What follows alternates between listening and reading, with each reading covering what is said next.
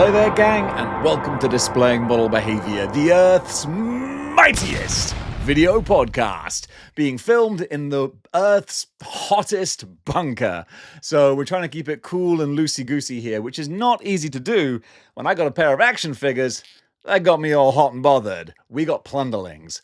I know you can't see this guy against the green screen. Let me hold this fella up. This is Nomad Tough right here. I've wanted to get my hands on Plunderlings ever since they were first brought towards my attention a couple of years ago. I can't remember who it was that was showing them off. It might have been Dave Wonder. And we were chatting and he was like, these are some of my new favorite things. And I was like, they're just like cute little goblins. But actually getting them in hand, there's so much more. And how did I manage to get them in hand? Well, I'll tell you. Planetary Dog Toys. This new website reached out to me. They are the distributors now for Plunderlings in and around Europe, which is great because that was always the barrier to entry for me. I was like, well, these things look super fun, but I'm not going to pay to have them shipped over from the other side of the world. Now, don't have to. You can go over to Planetary Dog Toys and you can pick up as many Plunderlings as you like, along with a whole bunch of other stuff as well. So go check them out, because this has been really good fun dealing with them. And now I'm going to have even more fun dealing with these guys. So first of all, I'll start with the little dude here.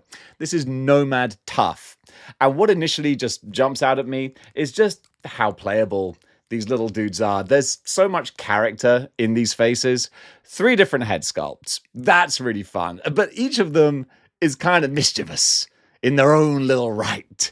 So they're not like a range of expressions. They're all just kind of impish and sort of fun.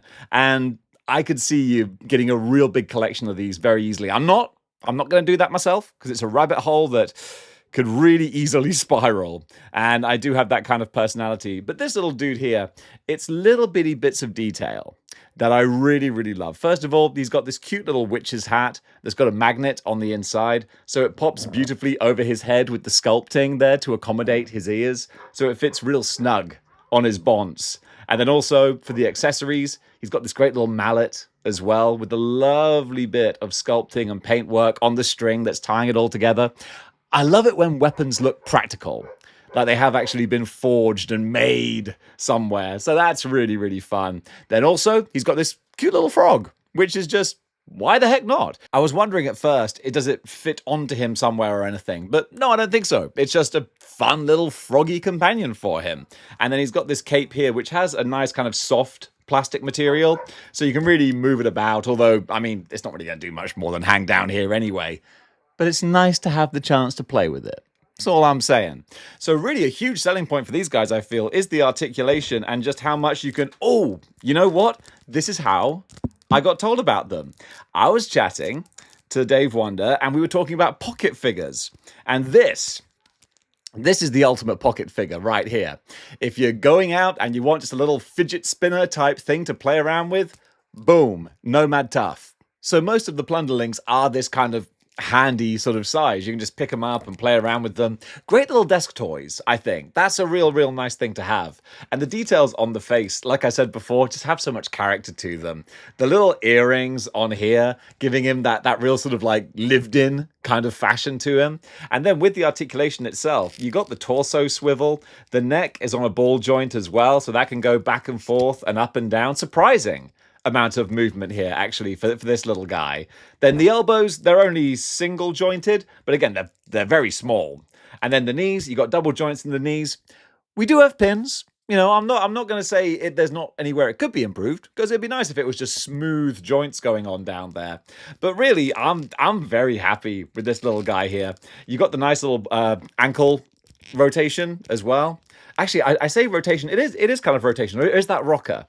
That's ankle rocker right there. So it's up and down and rocking to the side, but you can't sort of swivel left and right. But what you can do with him is enough to put him in really fun little poses. And just as a little guy who could sit on your desk or sit on your dashboard, I really dig him. So finally, after getting this guy in hand, I can see the appeal. And he didn't come alone either, because we got one of the big boys over here. So this guy is called Raider Blitz. And honestly, when the guys over at Planetary Dog Toys asked me what figures would you like us to send, I was like, I want one of the big ones. I know he's going to be kind of invisible on this green screen, but that's why I'm going to minimize myself so you can see what he actually looks like. And what he actually looks like, it's a whole lot of fun. So he's actually made very similar to the little dude, but then because he is bigger, he can accommodate more articulation. So a big difference here is the torso. It's not a torso swivel. I can't remember seeing anything built quite like this before.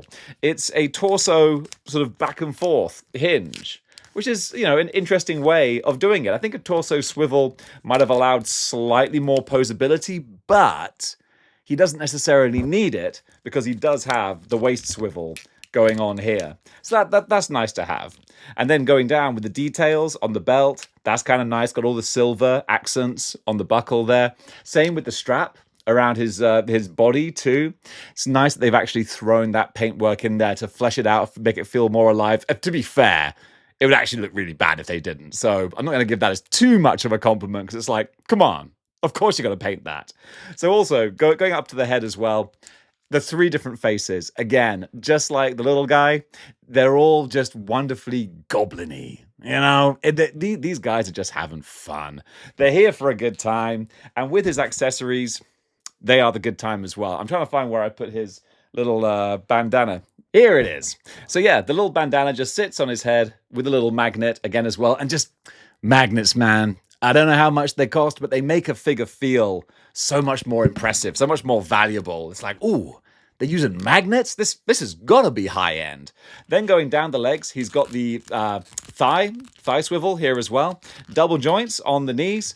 And the feet, even though he's a lot bigger than the other little guy, Nomad Tough, his feet are put together the same way with the up and down and the rocker. So again, no sideways twisting, but you can get that from the thigh. And it's nice that the thigh swivel is hidden under the shorts. So there's no break in the thigh. That's kind of nice to see as well. What I did find though, and I gotta say it, gotta call them like I see them, the right hip here was pretty much glued in place. I was trying to bend it and it was not going. I could feel if I force this, it's going to snap. So I had to give him a real nice hot bath. Real nice hot bath in some almost boiling water. That loosened up a little bit of glue that was holding it into place. And then I was able to intentionally, not because I'm a clumsy oaf, but intentionally actually pull the leg off the ball peg. And that broke the glue. And then just pop it back in. And that's as it is. So that's something that honestly, I mean, come on, just me talking to you here. We're not newbies to the action figure game. All right, we're pros. We've been doing this a long time. We know what to expect sometimes. If a figure is stiff, you know you just got to give it a bath and then just break whatever glue or paint it is that's holding it in place. That's exactly what I did. No problem. No fuss, no muss. He's good to go. So I like that. He's even got little butterfly joints in the shoulders as well. It doesn't allow a huge range of motion, but it's enough to give him just a bit more dynamic posing, which I actually really appreciate. Then, of course, he comes with the sword, which is just really fun as well. And it's a good amount. Speaking of the posing, you know, he can have the sword like, you know, up like scratching his back, which is kind of fun. Have it all sort of swinging around. It's good. You can do a lot of stuff with that. Then with the big chicken drumstick as well. There's just so much fun character with these guys. When the team over at Planetary Dog Toys asked me which ones I'd like to review, I was really torn because I was like, dang it, they all look like so much fun. And then I get them here and yeah, they are. And now I'm annoyed because I'm looking at the other ones and I'm like, ah, man, that one looked really good as well. I wanted the pirate guy with the cannon. Hey, you know, there's always time. But I don't want to go down the Plunderling rabbit hole because having them both together, I'm like, these are really fun. It would be even more fun if I had more of them. So I'm going to try to resist, see how long I can hold out. But this is a really fun line. So after all these years, I get it. I get the appeal. And now they're really expanding out with the Plunderlings to do different lines and versions and variants of them, from the small little guys to the big chunky dudes. I'm liking what they're doing, and I'm looking forward to following where they go with these. So for the two of them together, and Plunderlings in general, Let's give these guys a grade. So, on the model behavior scale, which is a 5-point scale, I'm going to give these guys 4 out of 5 stars because they're a good value for what you're getting from a smaller manufacturer now that they're available in Europe. Thank you, Planetary Dog Toys, for that one. They're really fun value for money. I love having a little pocket figure. That's super fun. And just the collectability of these guys with the amount of character they show, it's a good line to start to get into. And folks, that does it for my review of Plunderlings, and I'm kind of a fan now. Am I going to buy any more of them? Probably not, just because it's such a rabbit hole. Because looking at the different ones available, I'm like, there's a lot of really fun ones, and they would all look good together, so it's always going to be calling to me. But I'm going to try and be strong. But thank you so much, Planetary Dog Toys, for sending these my way. And guys, if you like the look of Plunderlings, well, now you know where you can get them from. So gang, thank you so much for watching, and until next time, keep displaying model behavior.